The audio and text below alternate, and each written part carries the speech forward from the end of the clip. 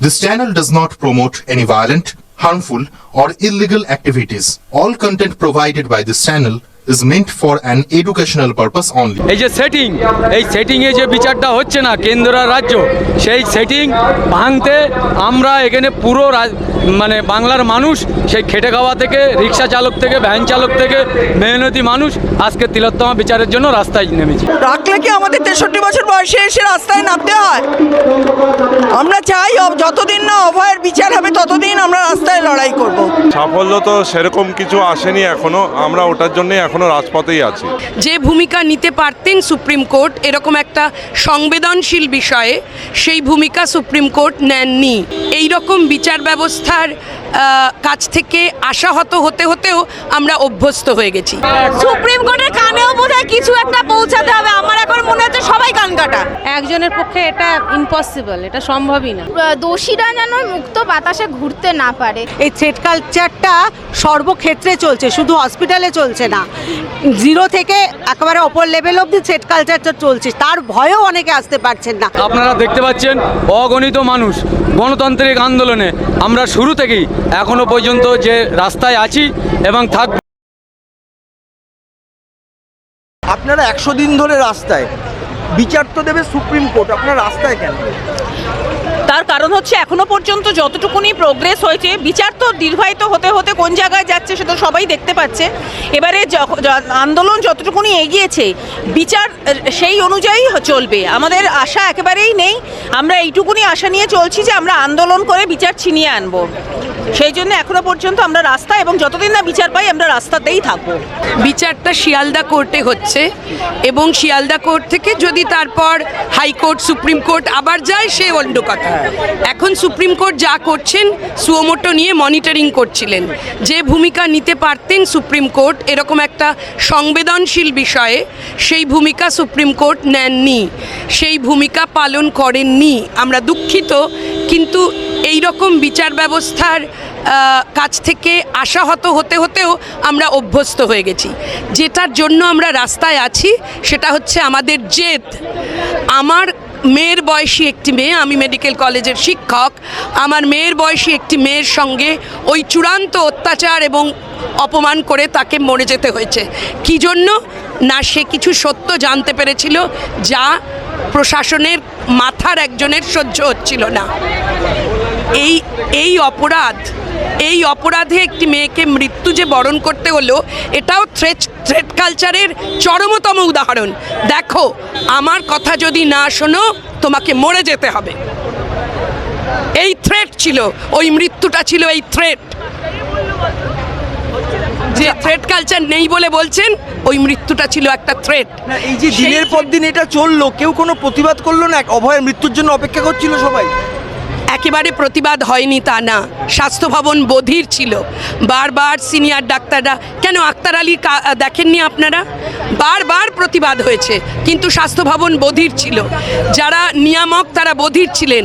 বারবার মনে হয় এতে যে এটা কেবলমাত্র সন্দীপ ঘোষের লাভের অঙ্ক ছিল না, এটা হয়তো অনেক বড় গোষ্ঠীর লাভের অঙ্ক ছিল, যে জন্য অভয়াকে এই চরম জায়গা অবধি পৌঁছতে পারলো। আপনার নামটা একটু?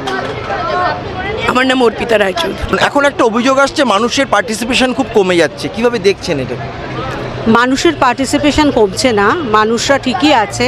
হয়তো তাদের কারো কর্মব্যস্ততা, বা হয়তো তারা সময়ের সাথে আসতে পারছেন না, কিন্তু মনে মনে তারা সবাই একই আছেন।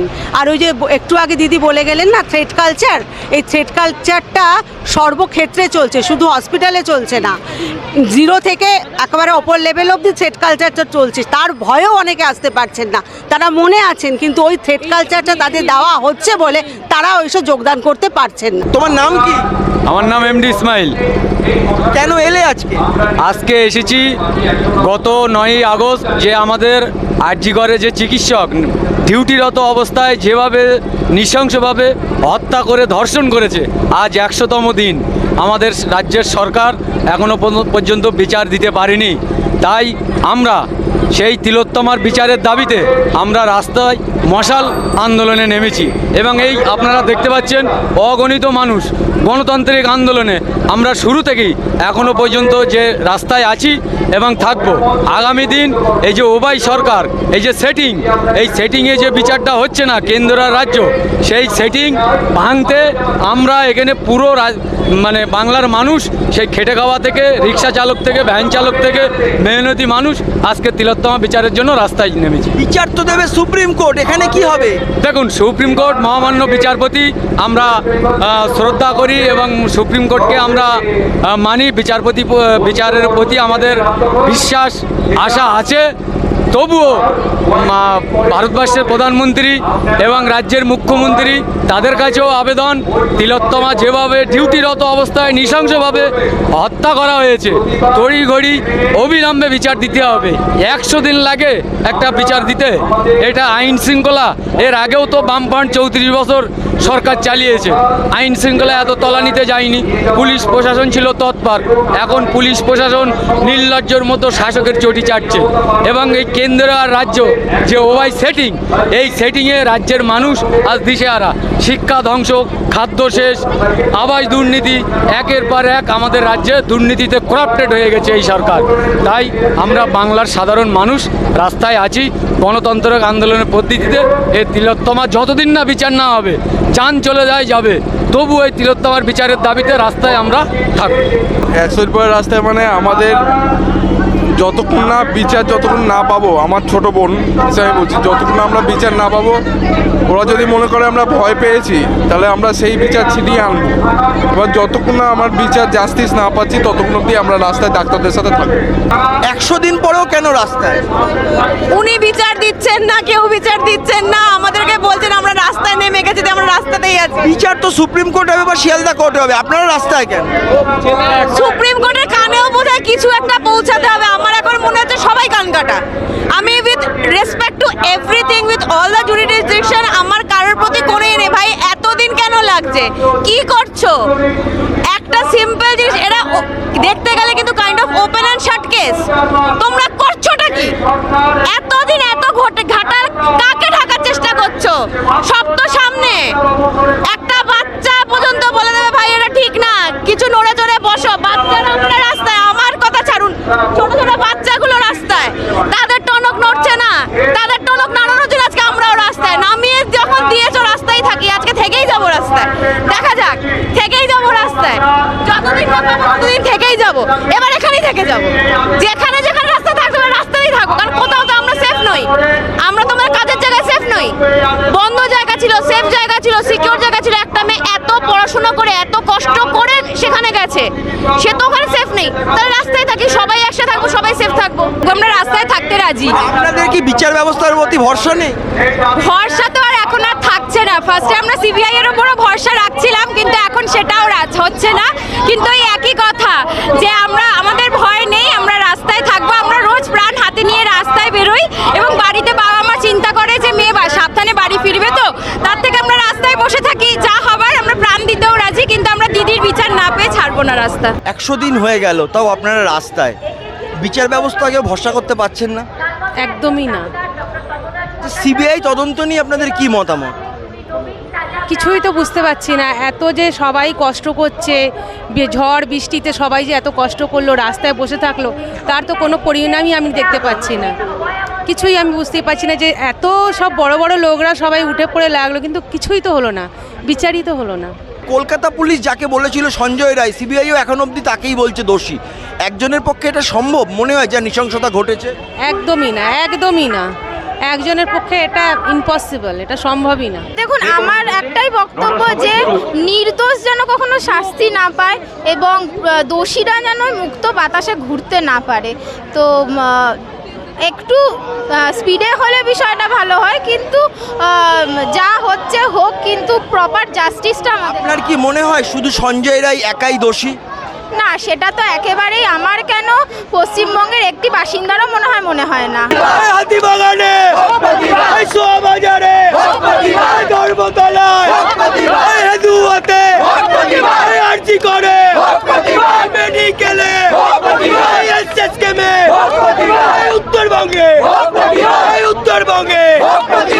বয়সেও এত 100 দিন পরেও রাস্তায় বিচার ব্যবস্থার ওপর ভরসা রাখছেন না? না, রাখলে কি আমাদের 63 বছর বয়সে এসে রাস্তায় নামতে হয়? আমরা চাই যতদিন না অভয়ের বিচার হবে ততদিন আমরা রাস্তায় লড়াই করব। সিবিআইয়ের ওপর খুশি নন তদন্তে? না না, অবশ্যই নয়। সিবিআই যদি আমাদের প্রকৃত বিচার করতো তাহলে অভয়া এতদিন বিচার পেত। আমরা চাই বিচার হোক, আমরা আর কিছু চাই না। আমার ডাক্তার ছেলেগুলোর যেন অনশনগুলো সাকসেসফুল হয়, আমাদের লড়াইগুলো সাকসেসফুল হয়, আমার ছেলেদের যেন বিয়ে করা হয়, ওদের লড়াই যেন ব্যর্থ না হয়, এবং যে নারকীয় ঘটনা আরজি করে ঘটেছে তার উপযুক্ত বিচার কিন্তু আমরা চাই। 100টা দিন কেটে গেল, এখনো বিচার অধরা। কিভাবে দেখছেন সিবিআই তদন্তকে? সিবিআই তদন্ত তো সুপ্রিম কোর্ট সেটা অবজার্ভ করছেন, তার সঙ্গে সুপ্রিম কোর্টের সম্পর্ক নেই। সিবিআই তদন্ত আরেকটু মনে হয় কাজের জিনিসগুলো নাড়াচাড়া করলে ভালো হতো। এখন ব্যাপারটা বাচ্চারাও বুঝতে পারছে যে অ্যাকচুয়াল এভিডেন্সগুলোর দিকে নাড়াঘাটা না করে অন্যদিকে ডাইভার্ট করার চেষ্টা করা হচ্ছে। আর যেটা আমরা প্রথম থেকে যারা সব কিছু অবজার্ভ করেছি, সেটা অবজারভেশনটা, মানুষের অবজারভেশনটা যতটা, সিবিআই অবজারভেশন হয়তো ততটা, কিন্তু এভিডেন্সগুলোকে অ্যাকচুয়ালি ঠিক জায়গায় যাচ্ছে সেটা আমাদের প্রশ্ন, জনসাধারণের প্রশ্ন। এখন সেটা কতদিন আন্দোলন চালাবেন? শেষ পর্যন্ত। এখনো সাফল্য সেরকম তো পাইনি, বাট হ্যাঁ, জনগণ তো মুখ খুলছে। দেখুন, আগেও রেপ হতো, এখনও রেপ হচ্ছে, কিন্তু ডিফারেন্সটা এটাই যে এখন আমরা কোনো ধামাচাপা কেউ দিতে পারছে না। এখন কিন্তু মনেই হবে যে না, এখন মনে হয় রেপ বাড়ছে, দিনে 3টে করে হচ্ছে, কোনো দিন 2টো করে, কিন্তু কোনো কিছু বাড়েনি। আগেও এটাই হতো, কিন্তু এখন কি লোকে জানিয়ে দিচ্ছে, কোনো ধামাচাপা কেউ রাখছে না। তোমার সাফল্যটা কি হলো? এইটাই সাফল্য জানতে পারছো? না, সাফল্য তো সেরকম কিছু আসেনি এখনো, আমরা ওটার জন্যই এখনো রাজপথেই আছি। কতদিন চলবে এই আন্দোলন? একদম আন্দোলন চলতে থাকবে শেষ দিন পর্যন্ত।